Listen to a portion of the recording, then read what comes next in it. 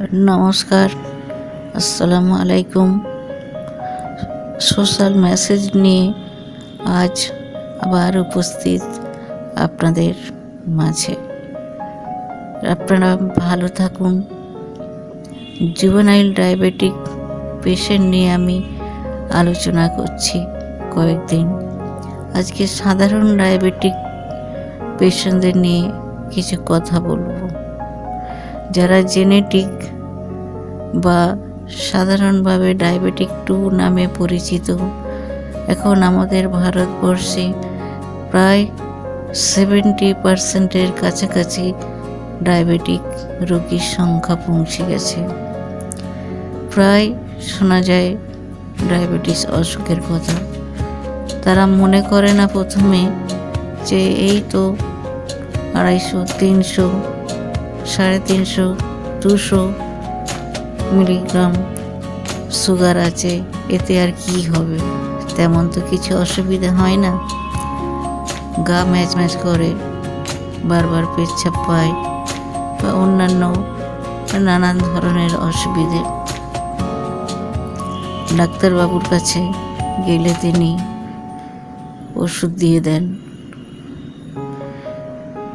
এনারা ভাবেন যে হ্যাঁ, আমরা হয়তো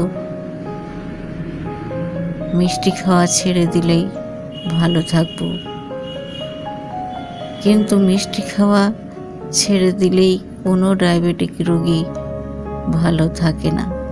এটা বাস্তব অভিজ্ঞতা, বাস্তব দেখা কথার ভিত্তিতে এই বলা।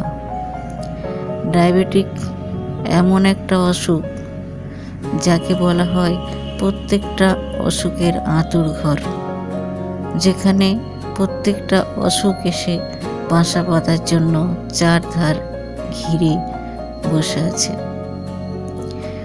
ধীরে ধীরে বাড়ির একটা সুস্থ সবল কর্তা সে নানান অসুখে আক্রান্ত হতে থাকে। না মুখ বেঁচে চলতে পারে, সব কিছু অ্যাভয়েড করলেও কিছু কিছু জিনিস অ্যাভয়েড করতে পারে না। মনে করে যাক, এতেই তো হয়ে যাবে, এতে আর কত সুগার বাড়বে।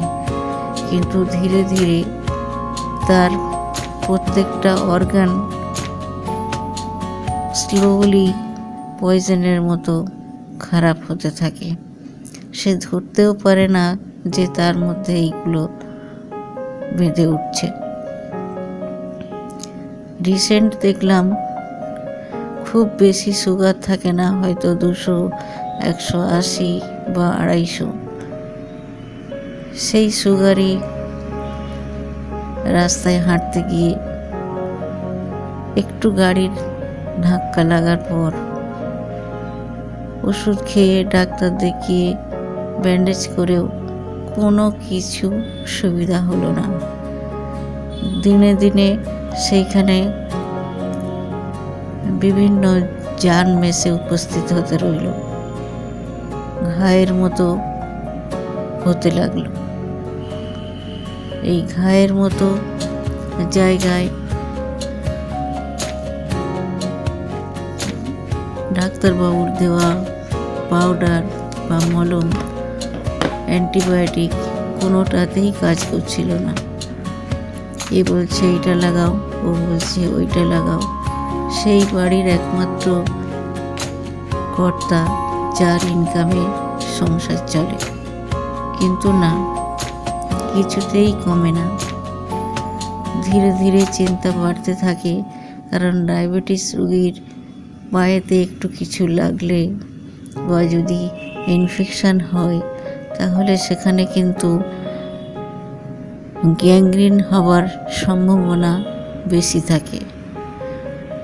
সেই জন্য সে তড়িঘড়ি হসপিটালের দ্বারস্থ হয়, সরকারি হসপিটালের। কিন্তু সেখান থেকেও পুরো নিস্তার হয় না।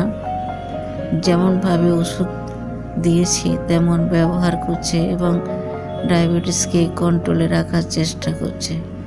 কিন্তু দুঃখের বিষয়, দিন দিন সেই জায়গাটা আরও পচে উঠছে। এবং একজনের পরামর্শে ওই জায়গায় একটু, এটা ডাক্তারি ভাষা না, এটা ব্যক্তিগত সেই পেশেন্টের অ্যাওয়ারনেসের দৌলতে একটু করে ইনসুলিন ঢেলে দিত। একটু করে ইনসুলিন ঢেলে দিতে সেই জায়গাটা অনেকটা পচনবোধ হয়ে আস্তে আস্তে ডাক্তারবাবুর মলম অ্যান্টিবায়োটিক খেয়ে ধীরে ধীরে সুস্থ হয়ে উঠতে থাকলো। এই হলো ডায়াবেটিক রোগীর একটুতেই এমন বিপদ হয়ে যায় যে সেই ডায়াবেটিক রোগীর আর বাঁচতে ইচ্ছে করে না, নানান দিক থেকে তাকে ঘিরে ধরে। আবার আপনারা আগামী এপিসোডে শুনবেন এইরকম একটি দুঃখের ঘটনা। সাবধান না হলে খুব অসুবিধে ডায়াবেটিস রোগীদের।